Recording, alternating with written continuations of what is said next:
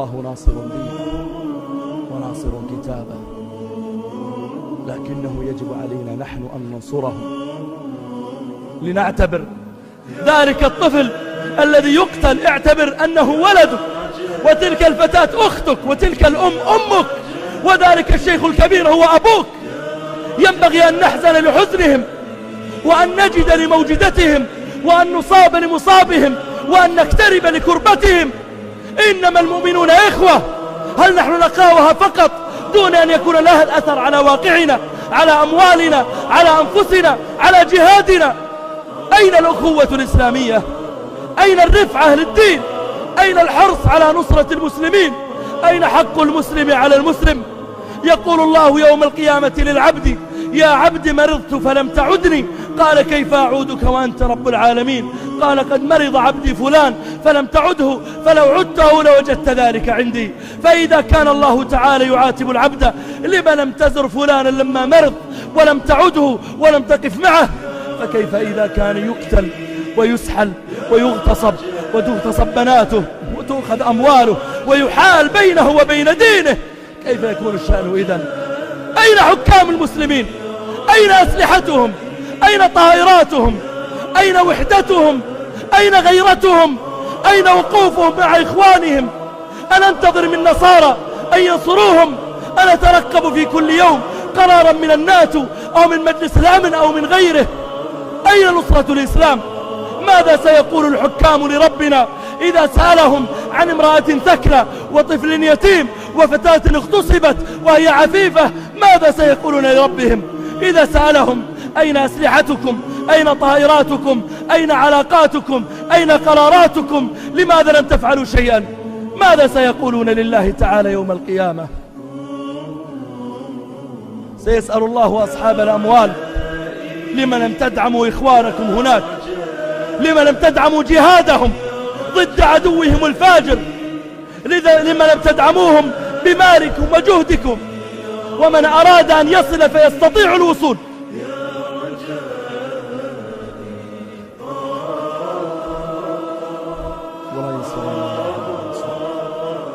والله إننا واثقون بنصرة الله تعالى.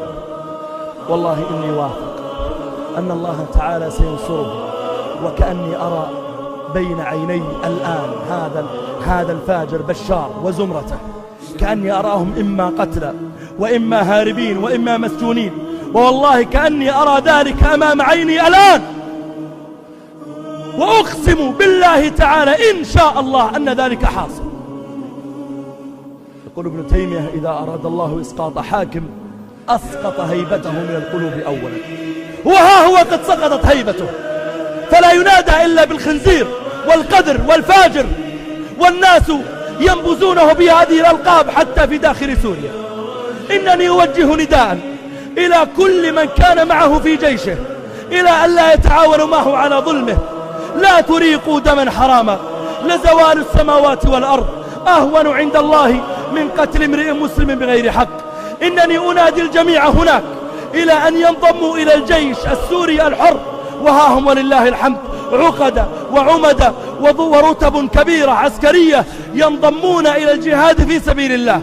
إنني أنادي كل حر في سوريا إلى أن يخرج على هذا النظام الفاجر، وأن لا يعاونه، وأن لا يأذن له باستقرار أبدا، وأن يبذلوا ما يستطيعوا في سبيل نصرة إخوانهم في كل موطن هناك.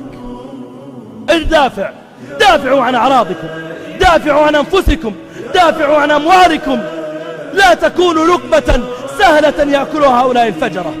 ولئن كان هو يستنصر بالفارسيين الخونة الشيعة الفجرة ويستنصر بحزب اللات، فإننا نستنصر بربنا جل وعلا الحي الذي لا يموت، له الملك وله الحمد وهو على كل شيء قدير.